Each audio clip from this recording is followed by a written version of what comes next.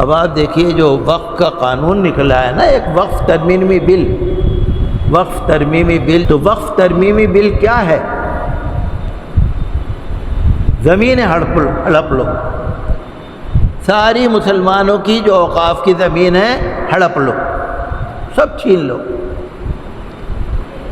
بھئی دیکھیے وقف کون کرتا ہے؟ مسلمان کرتا ہے نا، کسی اور مذہب میں تو وقف ہے نہیں، مسلمان مذہب اسلام میں وقف ہے۔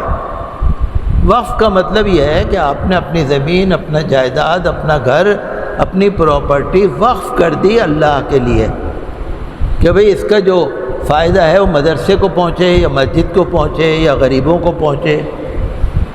جب آدمی وقف کر دیتا ہے نا وہ جگہ، اس کا مالک اللہ ہوتا ہے، کوئی مالک نہیں ہوتا دوسرا۔ تو وقف کون کرتا ہے؟ مسلمان۔ کس کے لیے کرتا ہے؟ مسلمان کے لیے۔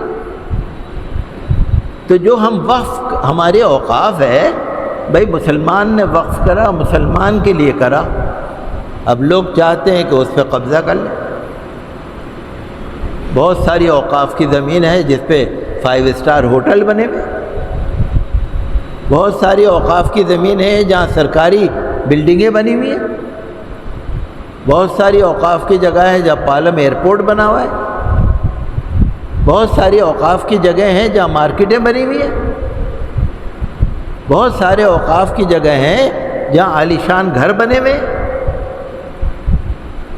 اب وقف بورڈ یہ کہتا ہے کہ آپ ہماری جگہ خالی کرو، وقف کی جگہ ہے آپ خالی کرو، نہیں تو کرایہ دو۔ اب یہ کہتے ہیں وقف بورڈ کی مجال کیسے ہوئی کہ بولتا ہے، ہم سے بولتا ہے، ہم سے کہتا ہے خالی کرو۔ ترمیمی بل جو ہے یہ وقف بورڈ کے پر کترنے کے لیے ہے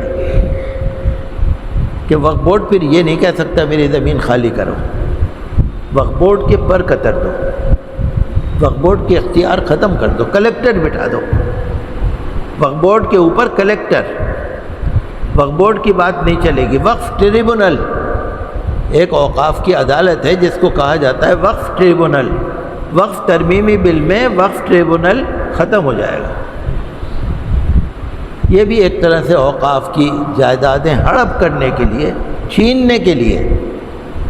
ہم تو یہ چاہتے ہیں جو شریعت کا حکم ہے نا بھئی اوقاف کی جائیداد کا استعمال وہ ہونا چاہیے جو واقف کی منشا ہے، جس نے وقف کیا ہے اس کی منشا کے مطابق ہونا چاہیے۔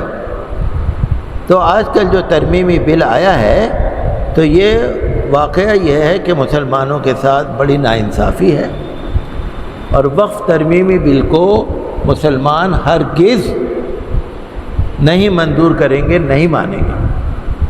یہ کھلا دھوکہ ہے، کھلی غداری ہے۔ مسلمانوں کی یتیم ہیں، بیوہ ہیں، غریب ہیں، مسلمان ہیں، جو ضرورت مند ہیں، یہ جگہ ان کی ہے۔ کافی دن پہلے، شاید 25-30 سال پہلے میں حیدرآباد گیا تھا۔ حیدرآباد میں معظم جاہی مارکیٹ کے پاس ایک ہوٹل میں ٹھہرا تھا۔ تو جب وہاں سے میں جا رہا تھا تو مجھے کسی صاحب نے بتایا کہ یہ مدینہ بلڈنگ ہے، یہ مکہ بلڈنگ ہے۔ میں نے کہا اچھا۔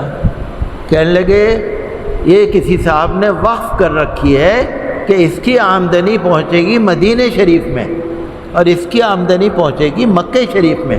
اس زمانے میں غریبی بہت تھی سعودی عرب میں، اس زمانے میں سعودی عرب میں حاجیوں کے لیے بہت ضرورت پڑتی تھی، تو ساری دنیا کے لوگ وہاں خیرات بھیجا کرتے تھے۔ ہمارے والد صاحب رحمۃ اللہ علیہ نے 1958 میں جب حج کیا تھا تو اس وقت بھی وہ بتا رہے تھے کہ لوگ یہاں سے لے لے کے جاتے تھے تاکہ سعودی عرب کے لوگوں کو بھی کھانا بانٹیں گے۔